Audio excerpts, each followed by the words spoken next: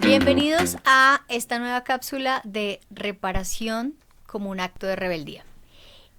Esta cápsula tiene como nombre los objetos como fragmentos de nuestra historia. Y para esto hemos invitado a Vanessa Jaramillo, diseñadora industrial. Hola, ¿cómo están? Muchas gracias por tenerme aquí. Hablemos de cómo los objetos a través de la humanidad han sido relevantes. Y también, pues de una vez si nos quieres contar un poco, desde el diseño, cómo ves la importancia de los objetos para nosotros y qué piensas cuando vas a diseñar un objeto, por ejemplo, qué es lo primero que se te viene a la cabeza. Ok, bueno, varias preguntas, ¿no?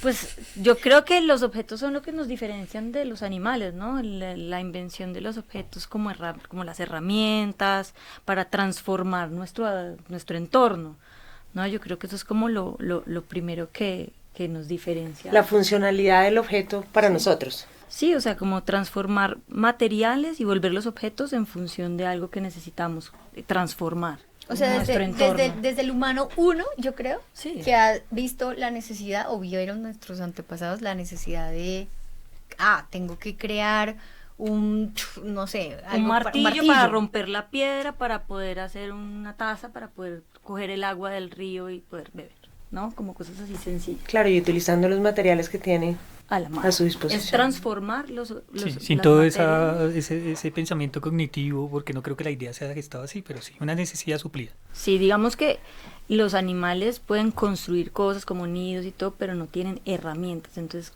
las herramientas creo que son los primeros objetos que construimos para transformar algo. Okay. Y entonces, pues yo creo que... Y entonces ahí empieza, por ejemplo, el diseño industrial, que es eso, ¿no? Es como pensar en las necesidades que tenemos y qué necesitamos construir para suplir esas necesidades. Es decir, yo quiero exprimir un jugo de una naranja. ¿Cómo me hago la vida más fácil para exprimir una naranja? Entonces, para hacer un jugo de naranja. Claro, pero ahí yo creo que, claro, la necesidad de hacer algo, pero también está la estética, ¿no?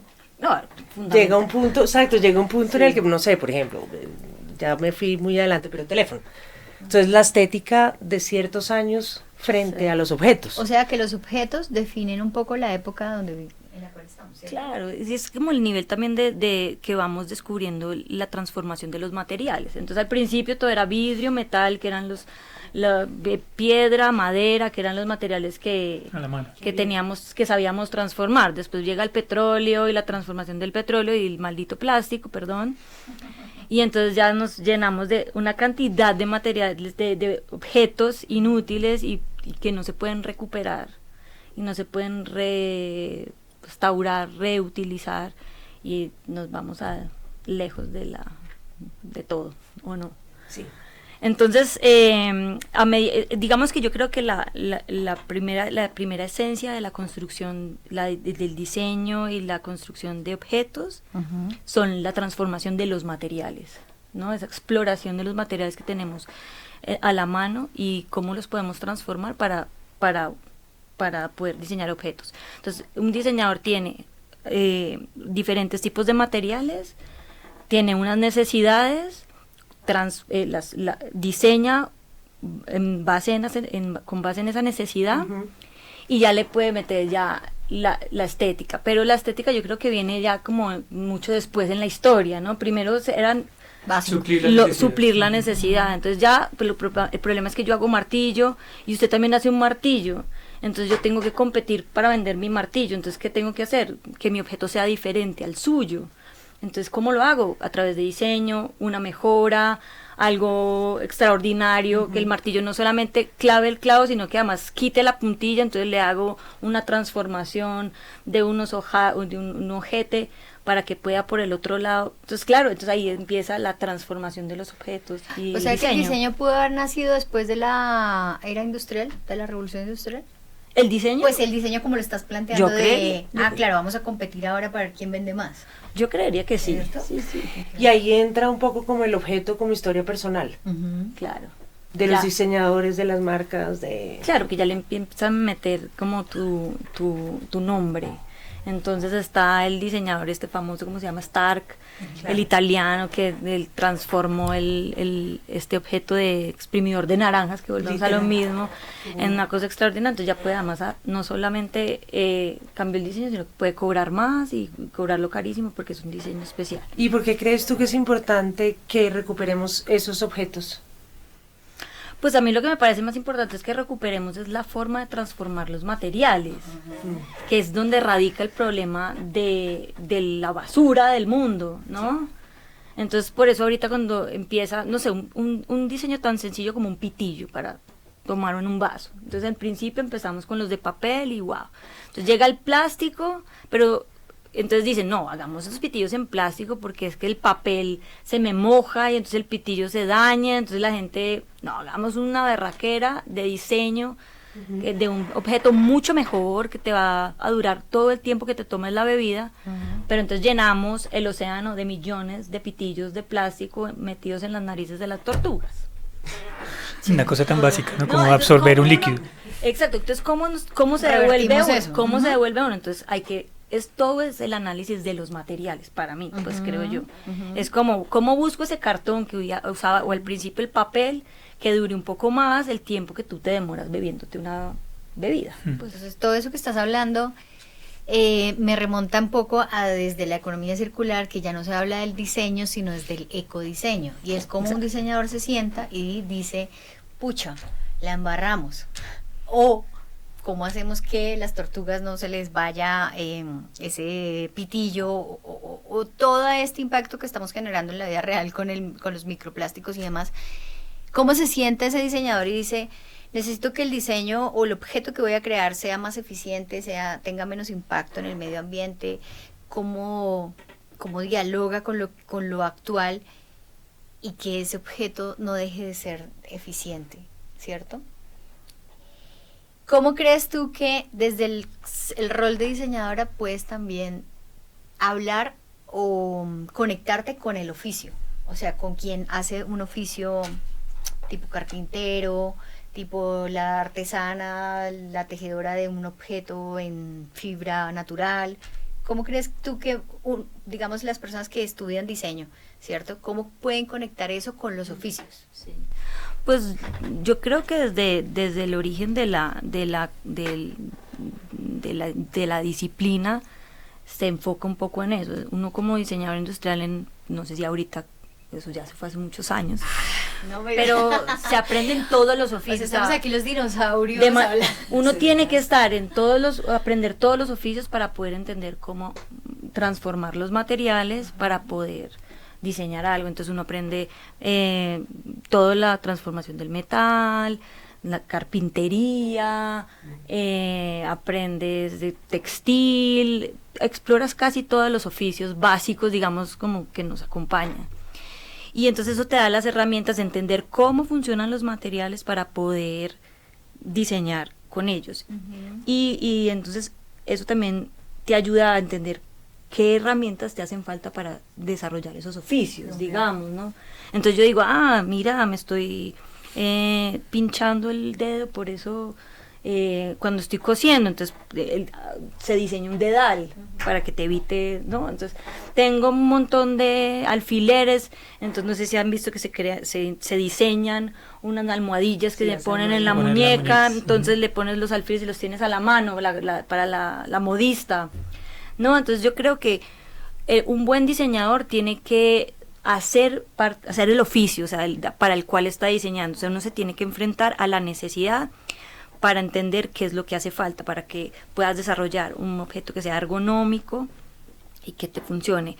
Y volviendo al tema de lo circular, es indispensable conocer la naturaleza de los materiales. Eso es la clave. También para crear un objeto que sea posible en el futuro de restaurar, de remanufacturar, de reparar, y luego como pienso que va a terminar ese objeto al final de su ciclo de vida, ¿no? Entonces también desde el diseño decir, bueno, si yo tengo que crear esto y pienso en el material que no debe ser esto, o que sí debe ser esto, o sea, sé que se le ha sumado un poco de trabajo al diseñador en ese sentido, porque ahora tiene que pensar en todo su ciclo de vida, pero pero como siento que también ha perdido ese, o ha ganado más bien ese sentido del diseño de repensarse el mundo. Claro, ahí digamos que la batalla más grande que tiene el diseñador y pues en general las personas es pues la industria, o sea, el industrial, el empresario, ¿no? Que entonces quiere comprar la idea, que quiere invertir en ese tipo de idea. Objeto porque me sale carísimo, entonces no puedo producir sino 10 y además hacer 10 me va a demorar más tiempo, entonces tienes que hacerlo, no solo todo lo que acabaste de decir lo anterior, sino que tienes que ser eficiente, exacto, económico para que se pueda vender, porque si no terminan siendo objetos carísimos. Entonces el reto del diseñador no solamente cada vez es más difícil, sino que es imposible. Más imposible. Por eso nos vamos. Y lo más amable para la naturaleza es lo más costoso, que lo más claro. Oiga, pero entonces los diseñadores son reparadores. Sí, un poco. Pues digo, porque si tienen que entender lo que diseñan desde el principio, funcionamiento, al final del día. Exacto. Son personas que... Solo si te compran la idea, porque al final no reparaste nada. Sí, bueno, también. Bueno, entonces tú crees, me surge una pregunta, como diseñadora, ¿crees que puedes generar un modelo de negocio que sea basado solo en la reparación? ¿O tiene que tener un...? Eso es una buena pregunta. El problema es, yo creo que hay que hacer una pedagogía para que el consumidor esté dispuesto a pagar. Pues porque antes no comprábamos sino un televisor cada 1000 años, entonces uno lo reparaba infinitamente hasta que ya no daba más, hasta que ya se le había que darle una palmada demasiado fuerte. Sí. Porque además no eran tantos modelos, todos teníamos los mismos modelos de televisores de la caja, pues porque no habían tantas opciones. Ahora tenemos tantas opciones de todo que es tan difícil, pero yo creo que es como desde la conciencia, desde pequeños, como enseñarnos como a esa cultura de no la compra masiva de objetos, porque es que yo creo que es el pecado mortal que tenemos todos. En el punto de repararte. Exacto. Básicamente ese es nuestro propósito, de repararte, y es como volver un poco a hacer incisivos en eso. Yo soy súper recicladora, a mí botella que la guardo y le busco el otro uso y el otro uso, entonces si ya, como con la ropa, ¿no? La ropa primero me la estreno divina, después pasa a ser pijama, después pasa a ser trapo, trapo de limpiar, después trapo del carro, ¿no? Hasta que ya no dé más, ¿no? Pero tenemos que concientizarnos de eso también, es que es tan fácil a veces comprar y desechar. Oye, también hablando de eso, es una gran oportunidad para los diseñadores hoy en día, realmente pensar en diseñar cosas que nos sirvan para tapar un poco nuestras embarradas. Sí, ¿no? Cuando yo a veces he hecho charlas en temas de moda, de diseño de moda, les digo, antes de pensar en salir a producir más, podrían pensar en una solución de negocio en otro sentido, es decir, ¿qué hacemos con esa ropa que no podemos ya reusar, ni reparar, ni nada, porque definitivamente ya el material se acabó? Imagínate que hay una arquitecta que pensó en cómo triturar el textil para convertirlo en bloquecitos o láminas de este plástico, o bueno, de este material más bien, no solo plástico, porque la ropa está hecha de un montón de cosas, y a partir de eso hacen mobiliario para espacios. Sí. Entonces el reto, yo creo que ahora de los diseñadores, es dejar de pensar o salirse un poco de la caja y decir, bueno, también estamos en un mundo de inteligencia artificial que ya lo hemos trillado un poco, pero ¿cómo genero soluciones en las que ya no haya pensado otra época del mundo? O sea, otro momento de la humanidad, que antes era, hagamos y hagamos para una revolución industrial, y ahora cómo nos devolvemos a arreglar nuestras embarradas. Sí, me dices eso y se me ocurre algo que yo sé que no de pronto va a sonar un poco controversial, pero es un poco, pensemos como lo que hacen con las vacas, ¿no? A las vacas les sacan el provecho de todo. Uno debería diseñar vacas, ¿no? Todas, sí, todo se lo usa, todo de la vaca se usa para de todo, ¿no? No solo para comer, sino para plástico, para no sé qué, para la cera de no sé cuánto, el cacho, todo tiene un uso. Así debería uno de pronto hasta diseñar los objetos, listo. Entonces termino con este micrófono, y ese micrófono de pronto después lo uso como colador. No sé, mirándolo acá, que puede ser como un colador especial, no sé, como que de pronto cada pieza uno le pudiera sacar un uso después que se dañe, ¿no? Pero ahora, oyéndonos hablar de esto, yo creo que ya hay un movimiento grande, ya ahí somos muchos. Desde la primera vez que nos sentamos a hablar de esto, ya somos muchos que estamos pensando en todas las opciones, en todo lo que podemos hacer, no podemos hacer, de donde nació también Repararte, para crear como pequeños espacios, no pequeños, pues, o espacios, para poder transformar nuestra vida y lo que nos rodea, ¿no? Y como un poco por eso estamos todos acá hoy, pues sentados hablando de eso, y por eso vamos a estar el 14 de marzo en Repararte, ¿no? Claro. ¿Cuál ha sido el último objeto que reparaste? Ayer, nada más ni nada Ayer. menos. Y me encantó. ¿Cuál fue? Era una batidora de estas de mano que se recalentó y se le derritió un plástico, ¿Ve? una pieza de plástico. Y entonces fui donde un señor y ahí vine con qué la reemplazó. Con una parte de un destornillador metálico. Buenísimo. ¿Ve? Y él digo, esto ya no se le va a volver a dañar. ¡Nunca! ¿Qué uso? Cambio de material, más resistente, más duradero. Yo Y le a dije, partir de una pieza que ya existía. y una pieza que ya existía, exactamente. Lo que digo, este micrófono, esas piezas después Colador. lo van a usar para otra cosa. El destornillador ya estaba en desuso, también porque le faltaba otras partes y ya, prum, prum, prum. Me encantó. ¿Ve? Pero bueno, eso es Eso chévere es. de, por ejemplo, esas historias de reparadores que espero en algún momento también podamos sacar en estas cápsulas, es como personas que no han pasado muchas veces por universidades y hablar desde lo profesional o estudiado cierta cosa, porque hay muchos reparadores que han aprendido desde la experiencia, pero esa experiencia les da esa creatividad de, Claro. oiga, utilicemos esto. Recursivos. Recursivos, imagínate. Eso es lo que tenemos que también empezar a Motivar. motivar. Exacto. Muy bien. Listo.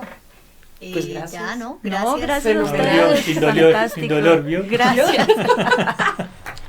Bueno, muy bien. Nada, invitamos está. como a seguir Repararte y Nos esto vemos. y nos vemos Y pronto. nos vemos. El Nos vemos pronto, 14 sí. de marzo. El 14 de Exacto. marzo. Venga. Gracias, Listo, chicos. Cuídense. eso, Sí, súper gracias a chévere. los